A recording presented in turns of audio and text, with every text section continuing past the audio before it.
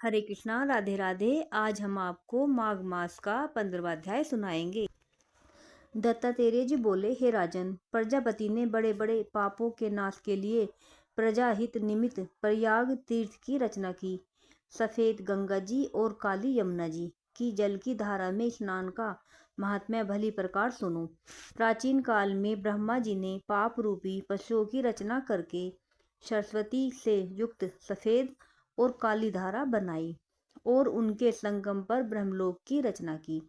यदि सैकड़ों पाप करके भी कोई गंगा यमुना के संगम पर मकर के सूर्य में माघ मास में स्नान करता है, वह गर्भ योनि में नहीं आता और आवागमन के चक्र से मुक्त हो जाता है।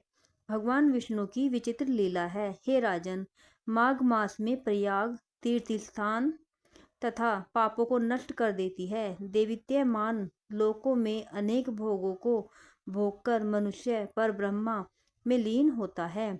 उसके पुण्य की गिनती चित्रगुप्त भी अच्छी तरह नहीं जानते। 100 बरस तक निराहार रहकर योगाभ्यास करने के बराबर फल माघ मास के प्रतिदिन स्नान करने से प्राप्त होता है।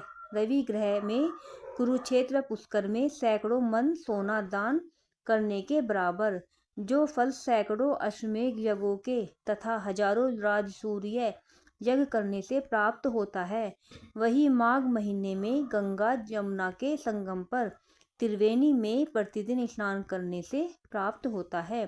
क्योंकि शास्त्रों में कहा गया है कि पृथ्वी पर जितने तीर्थ तथा नदियां हैं, वे सब माघ मास में त्रिवेणी स्नान करने के लिए आती हैं और सब तीर्थ पापियों के संग दोष से अशुद्ध हो जाते हैं।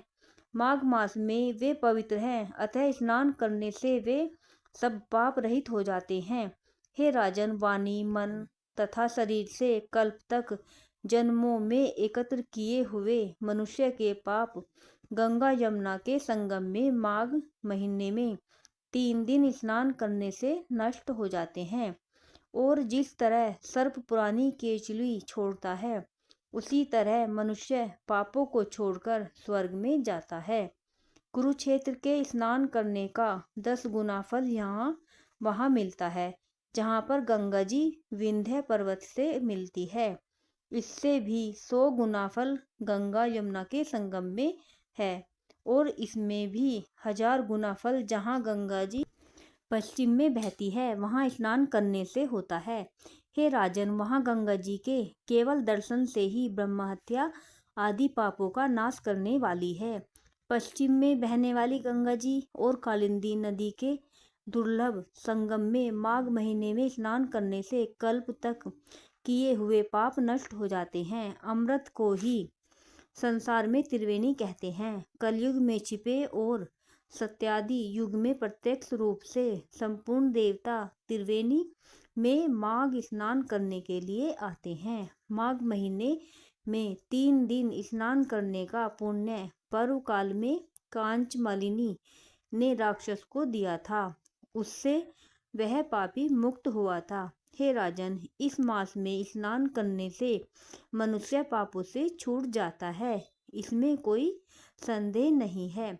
जो मनुष्य इस महात्म्य को श्रद्धा पूर्वक पढ़ता व सुनता है, वह विष्णु लोक अर्थात स्वर्ग को जाता है। राधे राधे।